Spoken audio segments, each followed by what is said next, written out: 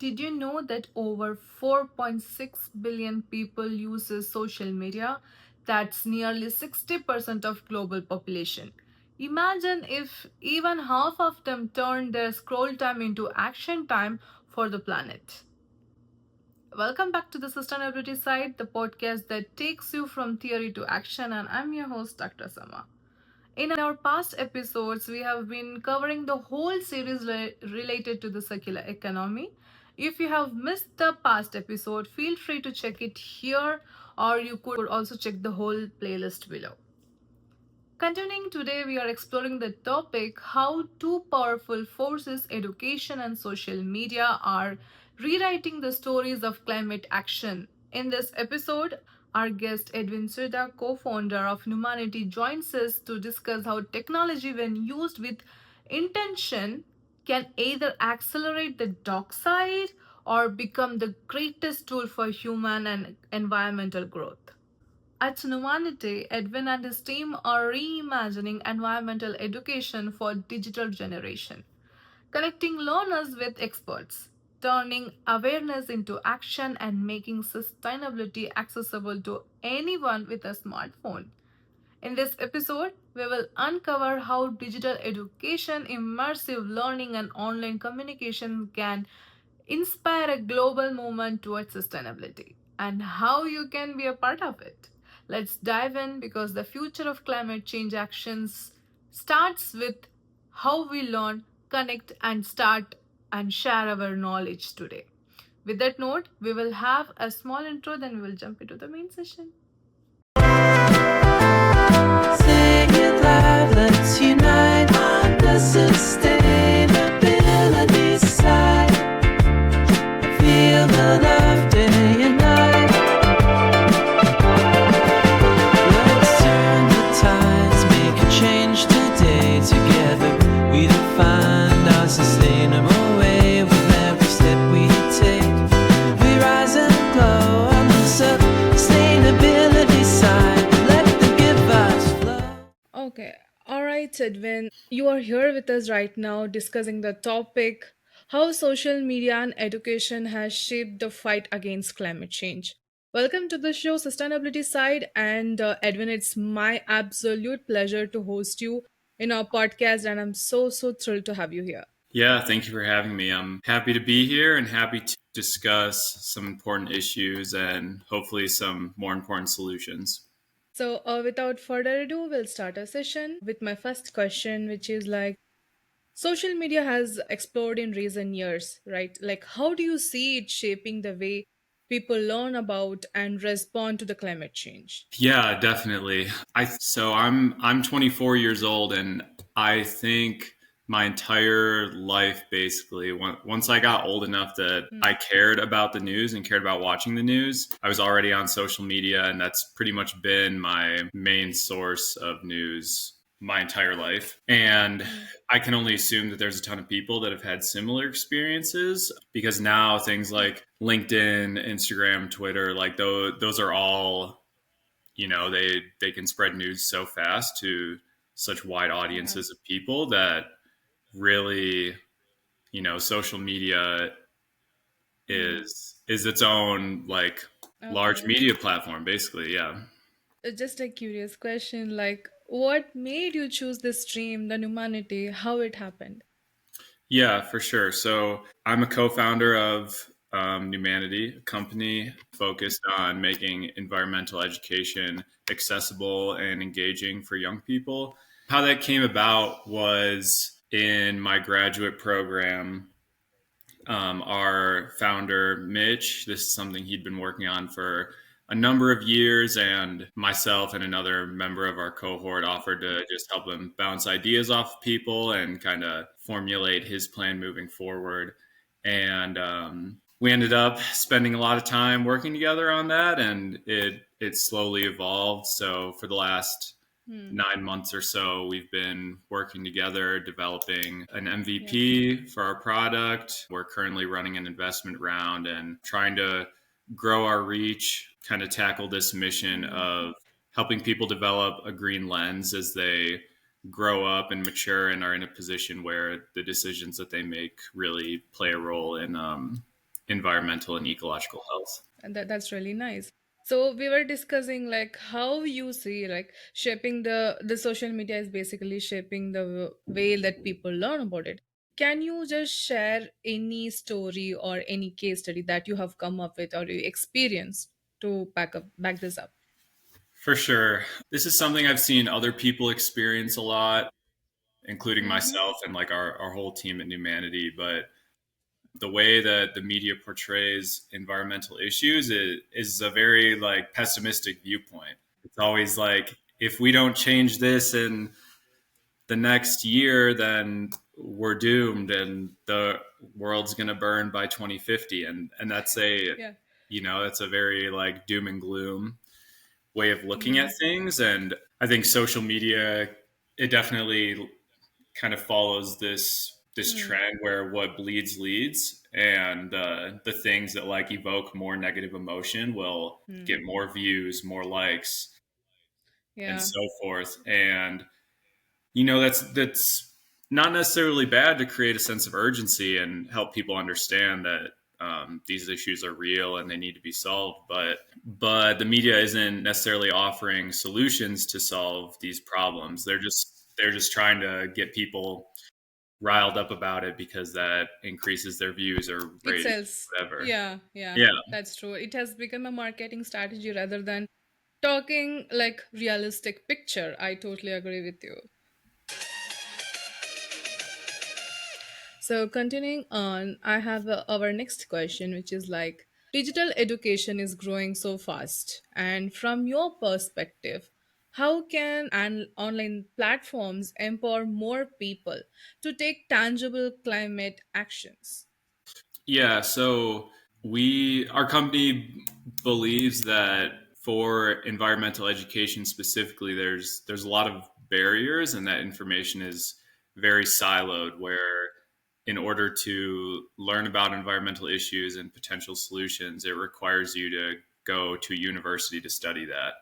And outside of that, before or after that, there's not really much in terms of environmental education, at least in America. I don't know exactly how it is in other places around the world. But to answer your question, I think digital learning platforms really provide this extra layer of accessibility where someone in high school who is interested can go and learn as much as they want, and with very few barriers.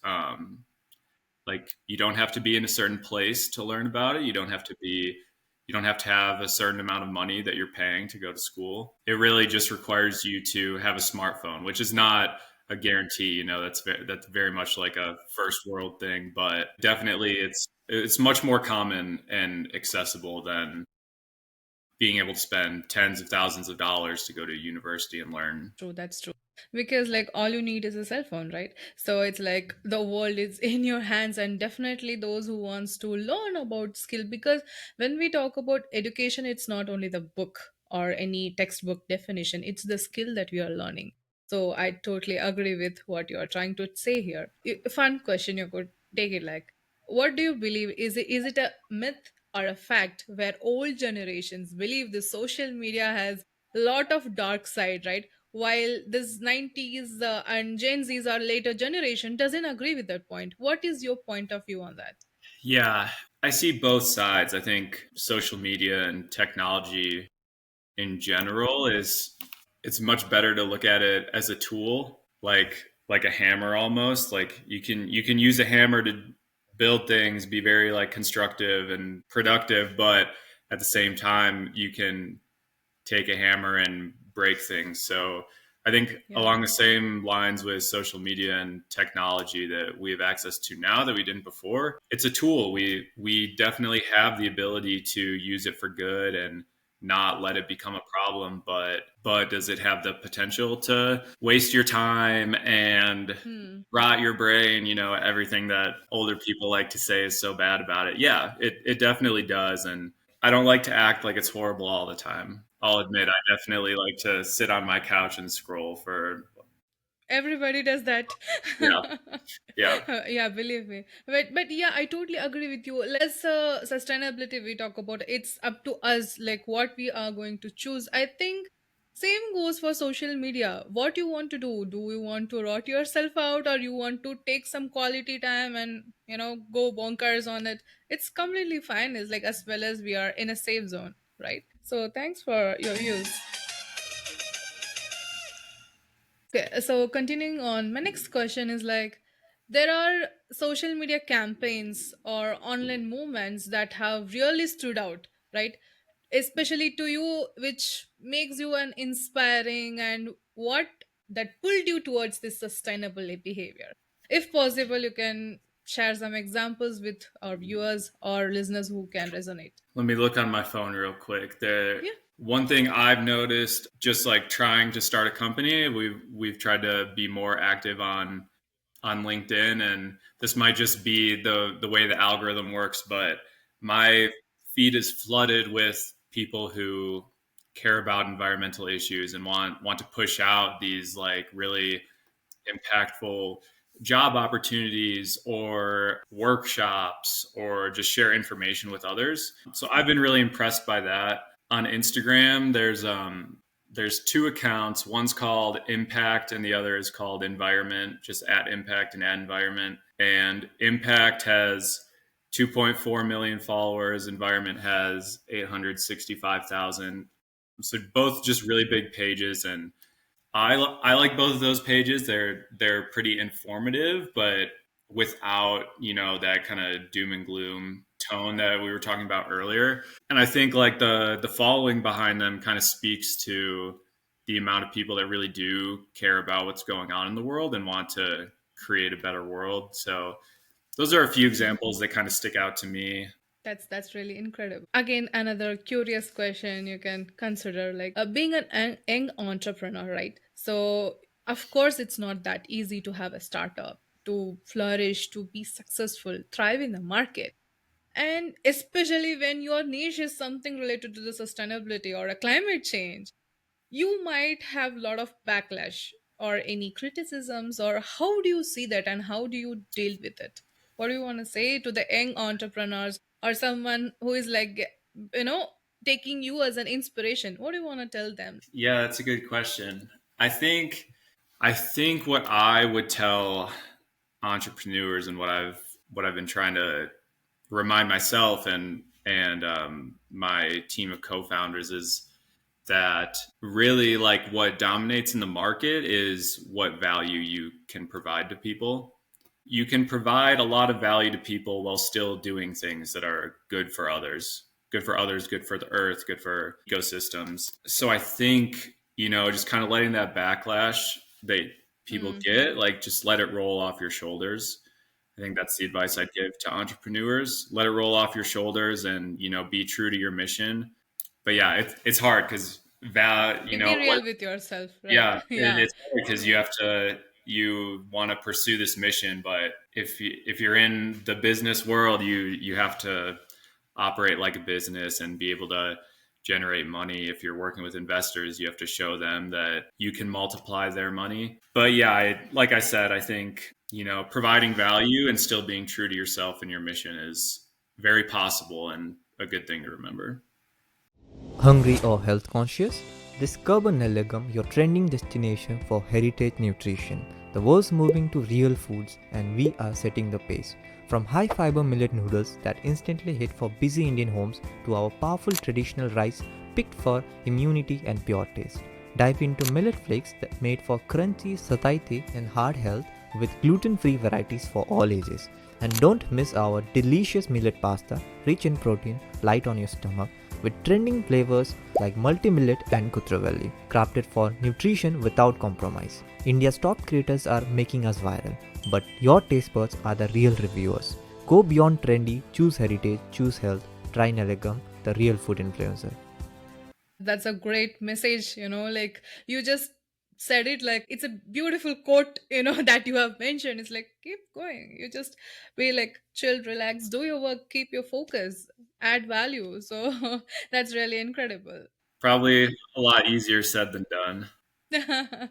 That's true. Moving on to our next question is like, how do you think this traditional education and online learning can work together to create the next generation climate leaders like yourself?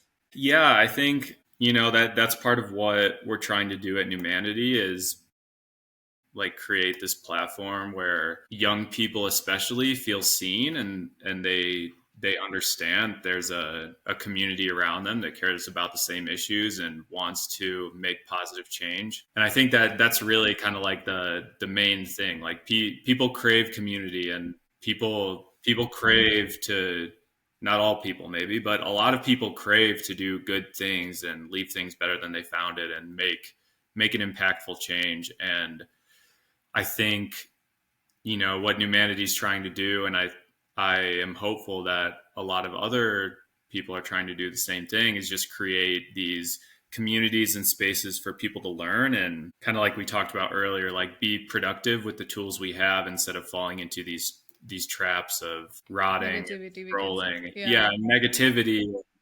Yeah. We can avoid that. So that's a really interesting way, because like the way that you are keeping the conversation is so real and it's so conversational. Like I'm pretty sure all the listeners who are like, or the viewers watching you, feel like, oh yeah, I get, what you're sharing is me, even because I too had this bulb on moment with you, because when you're sharing about the community, yes, we are humans, we are social animals. Without a community, we cannot thrive. That's what I believe. So, especially when you are an entrepreneur, you're a founder, you are in this kind of thing, you have to have this synergy. You have to keep this community thing going on. So that's really great. You shed this light on this topic. This is kind of something interesting trivia kind of question. Okay. So it will be like, if you could paint a picture of what truly a climate conscious and digitally empowered world looks like in maybe like from 10 years from now, Okay. where this social media and education like goes hand in hand, and how do you think this it helps to drive real environmental changes, and what would be your vision on this? I don't know. 10 years is a long time away. A Too lot long. can happen in 10 years. Um, Yeah, yeah. I think, I guess I won't make any predictions, but I'll share my hopes and vision. I think, we can ditch this thing for scrolling and for negativity and for wasting time, and it can be replaced with worthwhile and impactful education that activates people to create change, like in their communities and beyond. And because I think the going back to like the tool metaphor, or going back to that, social media at one point was, and I think still is in some ways, a tool meant to connect people. And just like we were talking about before, like we crave that, and we want community. And I think instead of letting social media and technology like pull us out of communities, I think using it as a tool to put us in Mm. communities and, like I said before, activate us to make change is what my hope and dream is. And that's a big part of Numanity's mission as well. That's really a lovely way, like you make it like so simple. Yeah, you know what, just do this. But I know that the real mindset is behind this, because once you are not okay with this mindset, if you're not strong enough to have this mindset, you cannot do this. So I believe like people, those who are watching you, could take you as an inspiration, like, yeah, I want to be like him. It will be real nice to have that, and I believe you are one of the strongest climate leader, I could say. Thank you. I appreciate that. Means a lot. This is my final question. Some say social media might be more powerful than formal education in building climate awareness. What's your take on this? I want to stay away from saying that one is better than the other. I think that both can provide a lot of value, and every person learns a little differently. So formal education may work really well for some people. It may not work that well for others. But I do think that, building movements and creating change, like formal education, the pathway is pretty laid out. You get good grades to go to the school you want to go to. You go to the school and then you get a job. And in a job, you're typically working for someone else and doing things to make them happy, make them money. And that's fine and all.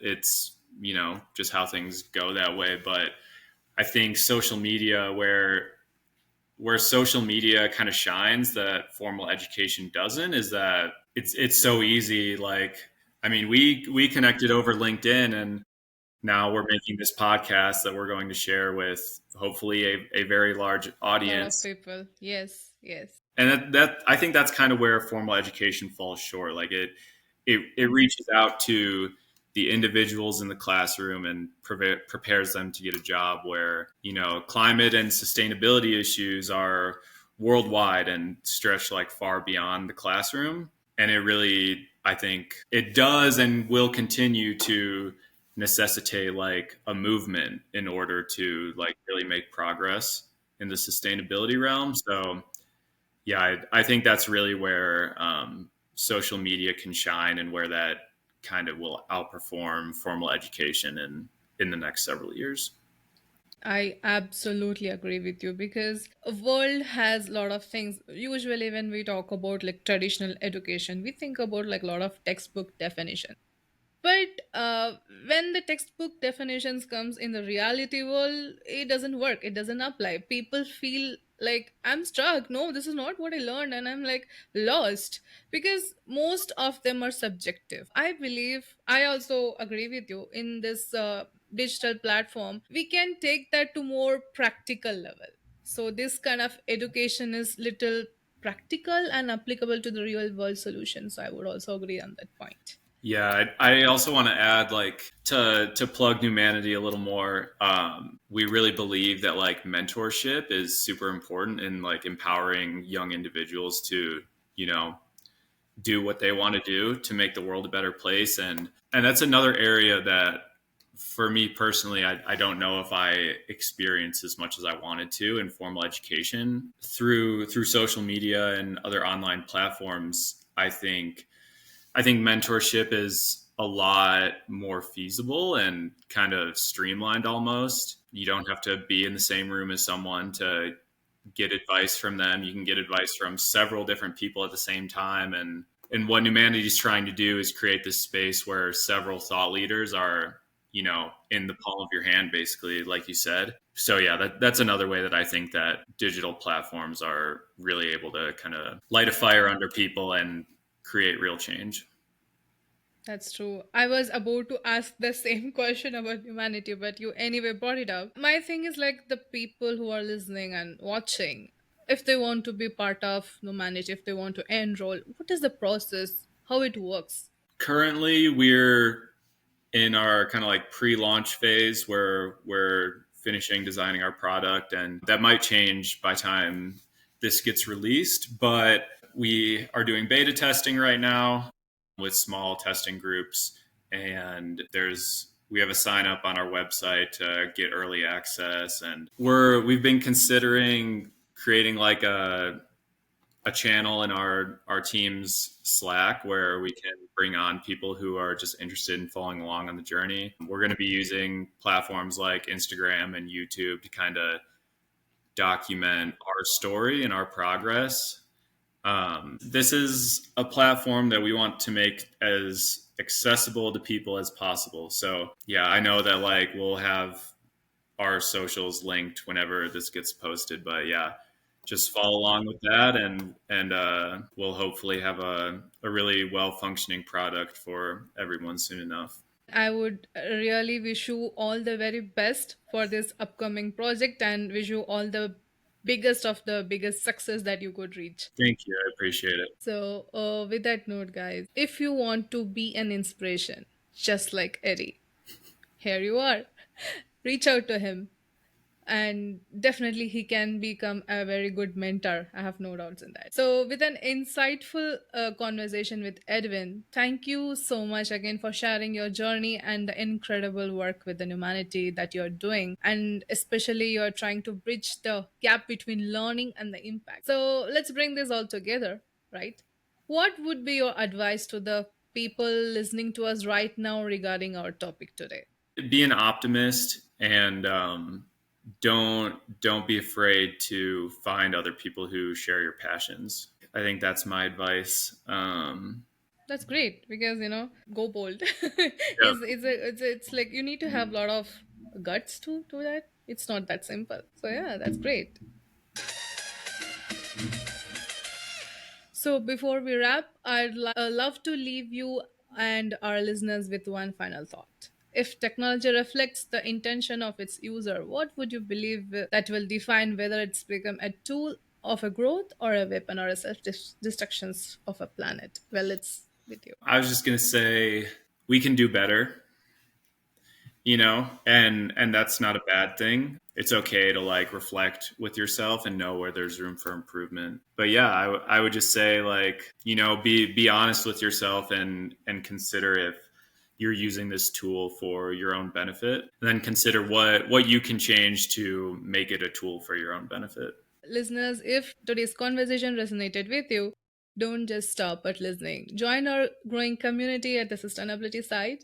Follow us on Spotify, Apple Podcasts, YouTube, and if you would like to go one step further, support us through Coffee and Patreon, where members get exclusive bonus episodes, deep dive toolkits, and behind the scene access to the sustainability strategies that actually work. You could give your love and support to Edwin, and don't forget to check out Numanity at numanity.us and follow them on Instagram at numanity org, and the links are in the description below. Don't worry about it. And definitely check them on the LinkedIn as for more updates on how education is transforming sustainability. All the links are here in the description. So you can also connect with us on Instagram, our website, Discord, Coffee, and Patreon.